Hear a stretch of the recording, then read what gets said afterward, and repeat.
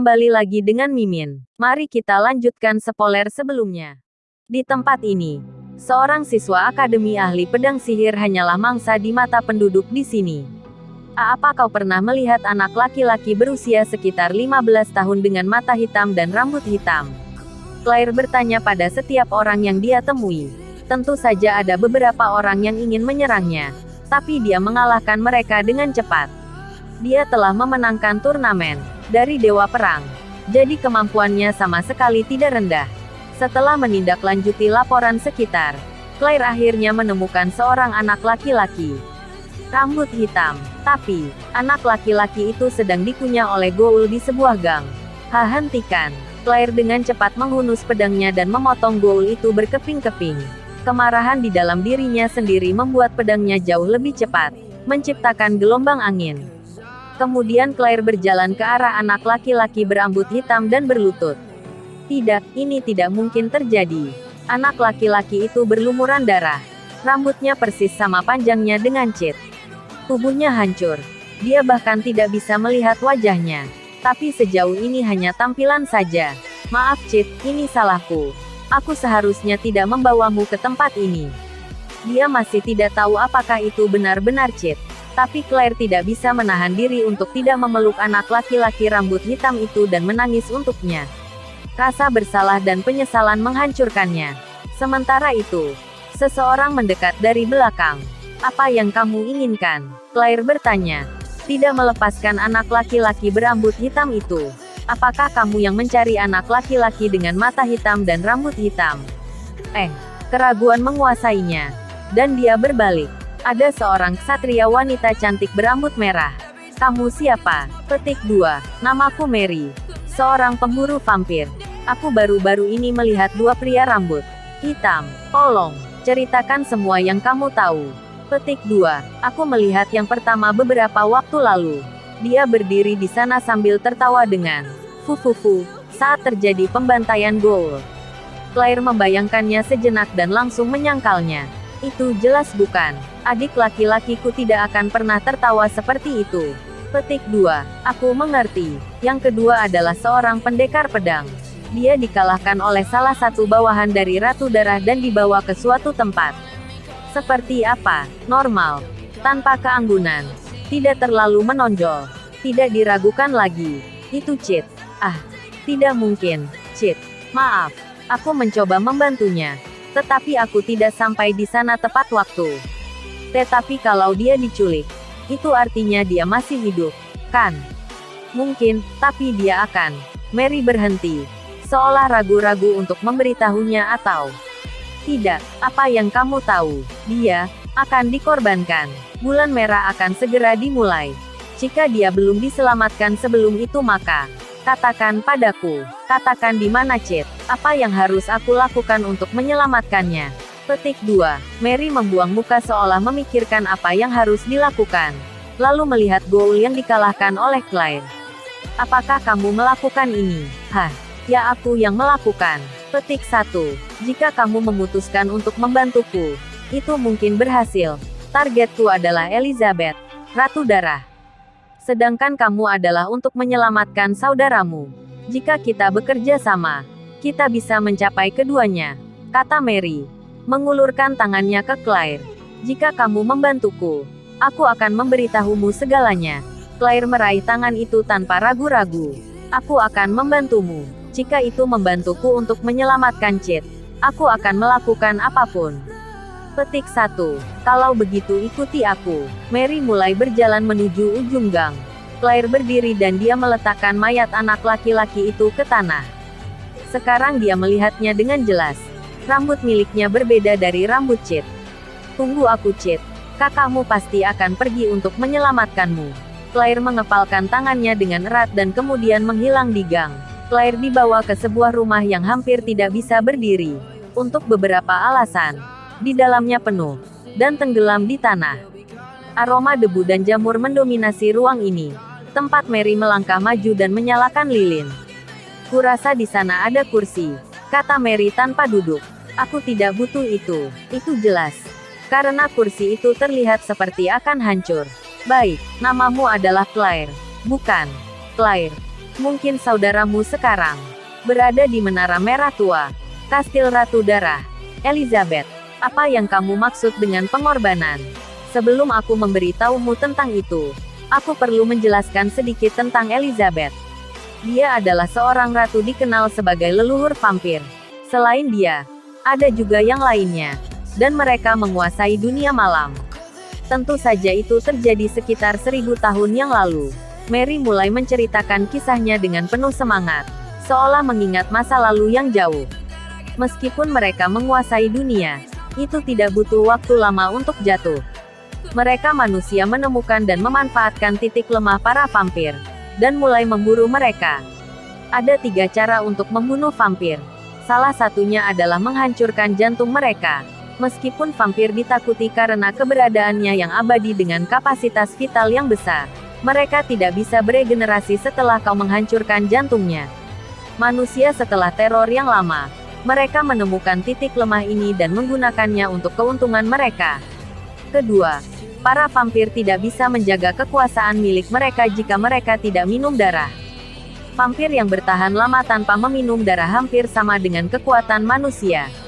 Inilah mengapa mereka memilih untuk hidup berdampingan dengan manusia, dan mereka tidak pernah dimusnahkan. Dan yang ketiga, jika mereka keluar di bawah sinar matahari, mereka berubah menjadi abu.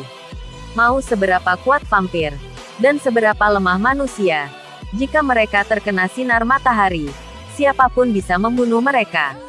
Pada masa itu ada beberapa cara untuk melakukannya, baik itu dengan membuat jebakan atau membakar sarang mereka. Jadi, hari itu menjadi waktu dan tempat eksekusi mereka. Petik 1. Itu informasi yang banyak. Claire terkejut dengan banyaknya informasi yang Mary miliki. Lagi pula, hanya ada sedikit orang yang tahu tentang vampir. Itu karena vampir adalah bagian dari masa lalu. Dan dalam beberapa tahun terakhir, jumlah vampir yang hidup saat ini hampir nol.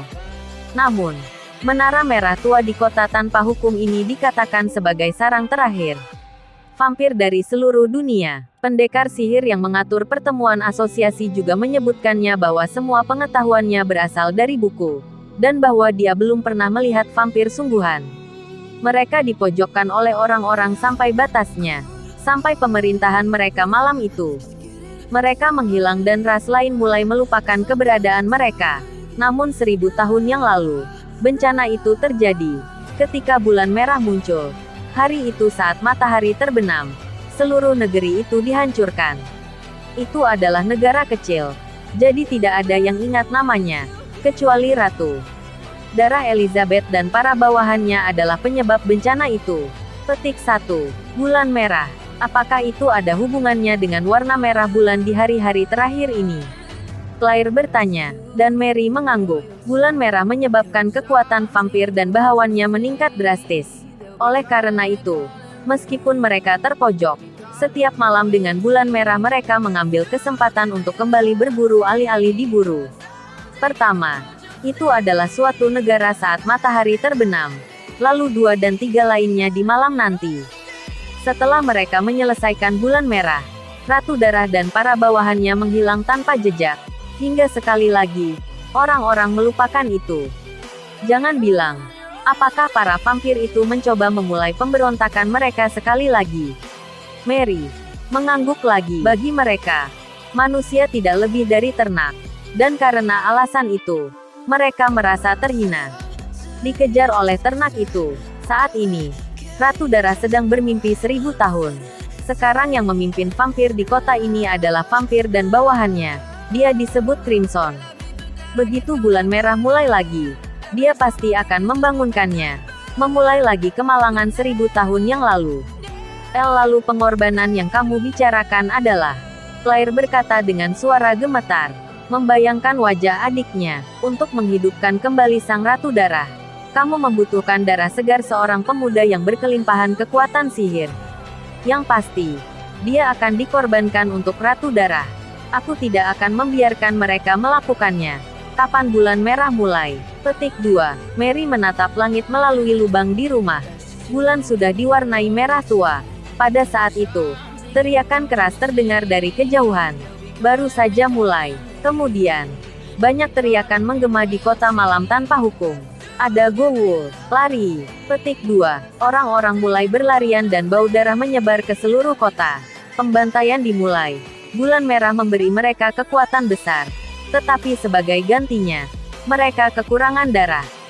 Ini adalah awal dari segalanya. Dan bagaimana dengan Cid? Dia masih di Menara Merah. Bukan.